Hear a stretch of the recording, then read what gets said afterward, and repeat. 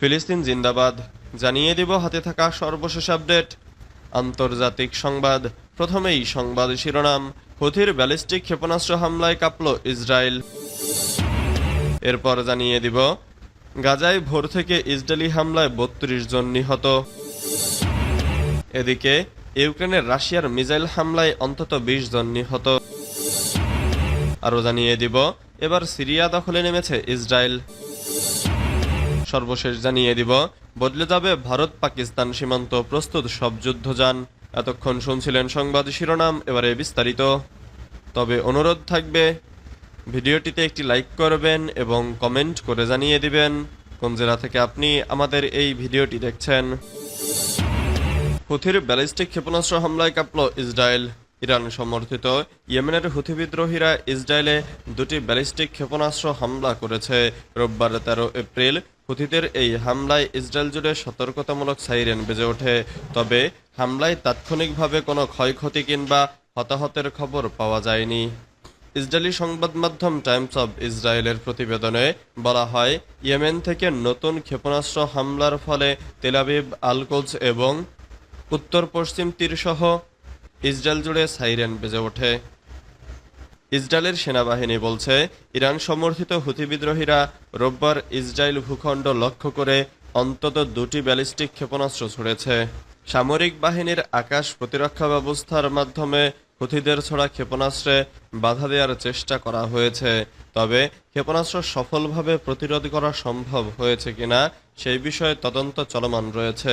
এক বিবৃতিতে হুথি জানিয়েছে, ইয়েমেনি সশস্ত্র বাহিনী দুটি ব্যালিস্টিক ক্ষেপণাস্ত্র দিয়ে একটি নির্দিষ্ট সামরিক অভিযান পরিচালনা করেছে, যার মধ্যে একটি হাইপারসনিক প্যালেস্টাইন 2 ক্ষেপণাস্ত্র ছিল, যা ইসরায়েলের আশদোদের পূর্ব অংশে সোদেত মিচা ঘাঁটি লক্ষ্য করে নিক্ষেপ করা হয়েছিল। অন্য ক্ষেপণাস্ত্রটি ইসরায়েলের ইয়াফা অঞ্চলের বেনগুরিয়ন বিমানবন্দরকে লক্ষ্য করে নিক্ষেপ করা হয়েছিল। এদিকে ইয়েমেনে মার্কিন বিমান হামলায় অন্তত 6 জন নিহত হয়েছেন, আহত হয়েছেন আরও অন্তত 13 জন। স্থানীয় সময় রোববার দেশটির 3টি প্রদেশে বিমান হামলা চালায় মার্কিন বাহিনী। এক বিবৃতিতে হুথি বিদ্রোহীরা জানায়, সানাসাদা ও হুদাইদর বিভিন্ন স্থাপনা লক্ষ্য করে বোমা ফেলা হয়।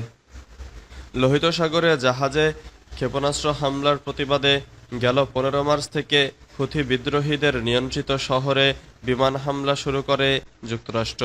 চলমান হামলায় বহু বেসামরিক মানুষ হতাহত হয়েছেন।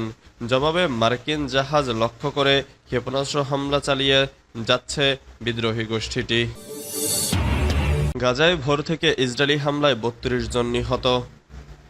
ফিলিস্তিনের গাজায় যুদ্ধবিরতির পর থেকে বর্বর হামলা আরও জোরদার করেছে ইসরায়েল। গত মধ্যরাতে গাজার সর্বশেষ কার্যকর হাসপাতালে ইসরায়েলি বোমা হামলার পর রোববার ১৩ এপ্রিল ৩২ জন ফিলিস্তিনিকে হত্যা করেছে দখলদার বাহিনী। চিকিৎসা সূত্রের বরাতে আল জাজিরা জানিয়েছে, আজ ভোর থেকে গাজা জুড়ে ইসরায়েলি হামলায় কমপক্ষে ৩২ জন ফিলিস্তিনি নিহত হয়েছেন।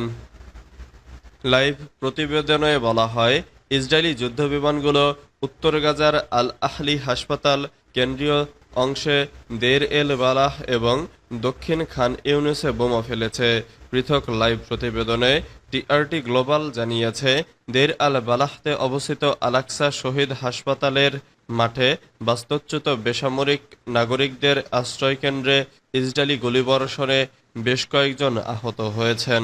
গাজার স্বাস্থ্য মন্ত্রণালয় জানিয়েছে, ২০২৩ সালের অক্টোবর থেকে ইসরায়েলি বর্বরতা শুরুর পর থেকে নিহতের সংখ্যা ৫০,৯৪৪ জনে দাঁড়িয়েছে। মন্ত্রণালয়ের বিবৃতিতে বলা হয়েছে, গত ২৪ ঘন্টায় আরও ১১১ জন আহত ব্যক্তিকে হাসপাতালে স্থানান্তরিত করা হয়েছে। ফলে ইসরায়েলি আক্রমণে আহতের সংখ্যা ১,১৬,১৫৬ জনে দাঁড়িয়েছে। অনেক ভুক্তভোগী এখনও ধ্বংসস্তূপের নিচে এবং রাস্তায় আটকা পড়ে আছেন, কেননা উদ্ধারকারীরা তাদের কাছে পৌঁছাতে পারছেন না। ইউক্রেনের রাশিয়ার মিসাইল হামলায় অন্তত ২০ জন নিহত। ইউক্রেনের শামি অঞ্চলে রোববার ১৩ এপ্রিল সকালে মিসাইল হামলা চালিয়েছে রাশিয়া। এতে অন্তত ২০ বেসামরিক মানুষ নিহত হয়েছেন। শামির ভারপ্রাপ্ত মেয়র আর্তেম কোবজার এ তথ্য জানিয়েছে। ইউক্রেনের প্রেসিডেন্ট ভলোদিমির জেলেনস্কি হামলার পরপর জানান, রুশ বাহিনী সাধারণ মানুষের ওপর হামলা চালিয়েছে, যাদের যুদ্ধের সঙ্গে কোনো সংশ্লিষ্টতা নেই। বিশ্ববাসীকে তিনি কঠোর প্রতিক্রিয়ার আহ্বান জানিয়েছেন। সামাজিক যোগাযোগ মাধ্যমে ছড়িয়ে পড়া ভিডিওতে দেখা গেছে কয়েকটি পোড়া গাড়ি পড়ে রয়েছে। এছাড়া সেখান থেকে ধোঁয়ার কুণ্ডলী বের হচ্ছে। ইউক্রেন গত কয়েকদিন ধরে সতর্কতা দিয়ে আসছে, তাদের স্বামী অঞ্চল দিয়ে এগিয়ে আসতে পারে রুশ বাহিনী। তাদের এমন সতর্কতার মধ্যেই স্বামীতে ভয়াবহ মিসাইল হামলার ঘটনা ঘটল। এবার সিরিয়া দখলে নেমেছে ইসরায়েল। বিদ্রোহীদের অভিযানের মুখে বাশার আল আসাদ সরকারের পতনের পর থেকে সিরিয়ায় জোর সামরিক তৎপরতা শুরু করেছে দখলদার ইসরায়েলি বাহিনী। দেশটির 12 মাইল ভেতরে ঢুকে পড়েছে বর্বর সেনারা, বাড়িয়েছে হামলাও। শুধু বিমান হামলাই নয়, একের পর এক ভূখণ্ড দখলের দিকেও মনোনিবেশ করেছে তারা। ইতিমধ্যে দেশটির বেশ কিছু এলাকা দখলে নিয়েছে, কমপক্ষে 9টি সামরিক ঘাঁটি তৈরি করেছে। এছাড়া সড়ক নেটওয়ার্ক এবং অন্যান্য যোগাযোগ অবকাঠামোর সম্প্রসারণও করেছে। গাজার পর এবার সিরিয়া দখলে নেমেছে ইসরায়েলি সেনারা। খবর এপি। সিরিয়ান ইসরায়েলি বাফার জোনের কুনৈত্রা শহরের কাছে ছোট একটি গ্রাম রামস আল রাওয়াদি 8 ডিসেম্বর রাতে হঠাৎ গুলি ও বিমান হামলার বিকট শব্দে জেগে ওঠেন গ্রামের বাসিন্দারা। এরপর ভোর হতে না হতেই শুরু হয় তল্লাশি।